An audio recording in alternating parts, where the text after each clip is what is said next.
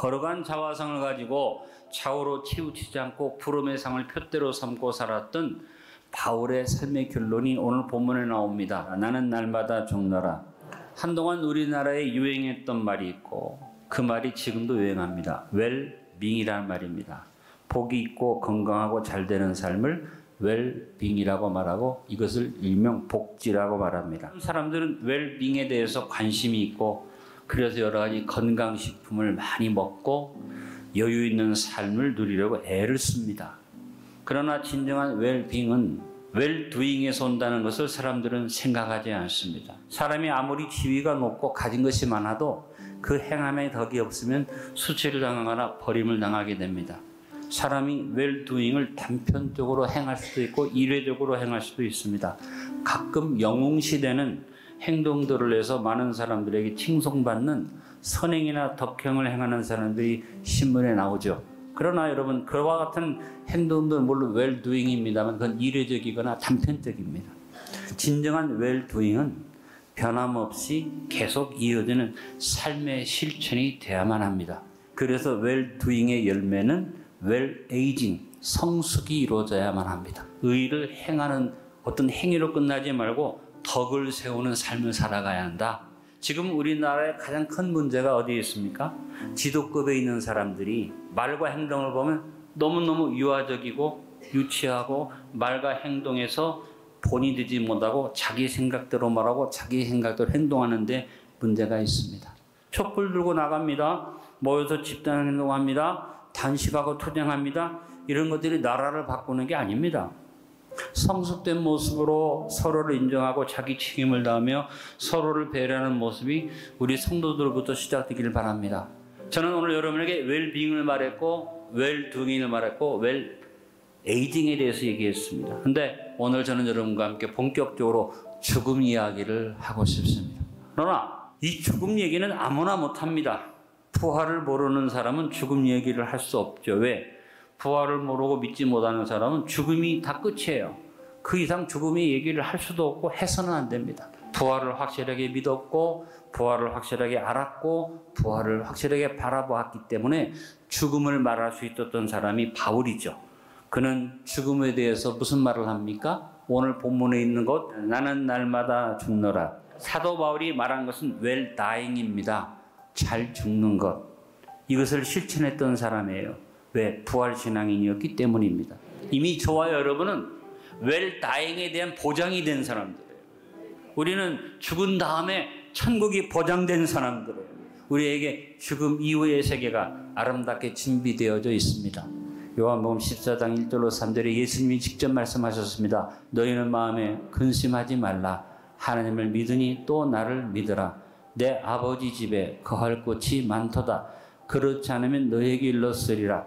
내가 너희를 위하여 거처를 예비하러 가노니 가서 너희를 위하여 거처를 예비하면 내가 다시 와서 너희를 내게로 영접하여 나 있는 곳에 너희도 있게 하리라. 바울처럼 날마다 어떻게 죽을 수 있을까? 방법은 하나예요. 기도해야지 됩니다. 여러분 응답받는 기도도 중요합니다. 내가 뭔가 얻어서 살아나는 기도도 중요합니다. 근데 진정한 중요한 기도는 기도했기 때문에 포기할 수 있고 기도했기 때문에 버릴 수 있고 기도했기 때문에 다 던져버릴 수 있고 기도했기 때문에 죽는다면 그 기도는 최고의 기도입니다. 2023년을 마무리하는 추수절기에 저와 여러분의 기도가 죽는 기도가 되기를 바랍니다. 웰다잉의 기도로 바울과 같이 따라합니다. 나는 날마다 죽노라. 이 고백을 이루며 살아갈 수 있게 되기를 바랍니다. 무엇보다 먼저 교만이 죽기를 기도합시다. 사람은 다 자랑거리가 있습니다. 바울은 지나치리만큼 자랑거리가 많은 사람이었고 자타가 공인할 만한 자랑거리를 가졌습니다. 근데 이러한 자랑거리를 바울은 평소에 잘 하지 않았습니다. 왜냐? 자기의 교만이 죽어서 겸손했기 때문입니다. 바울은 다메섹 도상에서 예수님을 만나는 그 순간에 세상적인 자랑거리를 다 버리고 그래서 사울이 꺾여서 바울이 되고 그 삶이 확 달라졌습니다. 그런 바울이 영적 교만이 하루아침에 꺾이지 않아서 하나님께서 바울에게 날마다 교만을 꺾이게 하기 위해서 가시를 줬다 그랬어요. 교만이 무서운 것은 교만은 조금만 방심하면 어떤 마음을 가져옵니까? 하나님처럼 되고자 하는 마음을 가져오기 때문에 교만이 무섭습니다. 내가 기준이 되고 남을 내 마음대로 판단하고 비판하고 정죄하는 일을 밥 먹듯이 합니다. 같이 고백합니다. 날마다 자아의 교만이 죽기 위하여 기도합시다. 이기심을 죽이기 위해서 기도합시다. 사람은 누구나 다 자기 중심으로 삽니다. 근데 이 이기심을 죽이지 않으면 우리는 이기심에게 잡히게 되고 이기심은 나를 불행하게 만듭니다. 우리는 언제나 남을 배려하는 마음을 가지는데 남을 배려하기 전에 나를 먼저 생각하게 되죠. 배려한다고 하면서도 그 배려가 사실은 나를 위한 것일 때가 참 많지요. 이건 부인할 수 없습니다. 그래서 바울은 우리에게 말합니다. 너 예수님의 마음을 본받아라. 자기중심적 생각을 죽이는 일은 쉬운 일이 아닙니다. 누구도 완성할 수 있는 마음이 아닙니다. 여러분, 예수님의 마음이 저절로 주어지는 게 아니에요. 날마다 나를 죽여야지 됩니다. 같이 한번 고백해 봅시다. 우리 안에 자아의 이기심을 죽이기 위해 기도하는 그리스도인들이 됩시다. 다음, 탐욕이 죽기 위해서 기도합시다. 사람은 누구에게나 욕심이 있죠. 이것을 긍정적으로 보면 의욕이고 부정적으로 보면 탐욕입니다. 탐욕은 큰 욕심이 아니라 분수를 넘어서는 모든 것은 탐욕이 됩니다. 분수에 맞고 합당한 삶을 사는 것이 탐욕을 죽이는 일입니다. 마땅한 일을 행하고 답게 살아야 하는데 분수를 넘어선 욕심을 가짐으로 서로가 불행해지지 않습니까? 여러분, 가장 지혜로운 사람은 분수를 아는 사람입니다. 바울은 탐욕을 가지지 않았기 때문에 자기 것을 고집하지 않았고 자기 파당도 만들지 않았고 자기 계파를 형성하지 않았고 날마다 자신의 탐욕을 죽이는 삶을 살기 위해서 갈라디아서 5장 24절에 말했습니다. 그리스도 예수의 사람들은 육체와 함께 그 정과 욕심을 십자가에 못 박았느니라. 우리는 모든 것을 허락받았음에도 금지된 하나를 포기하지 못했던 하와에게서 인간의 탐욕을 보고 경계를 삼아야 합니다.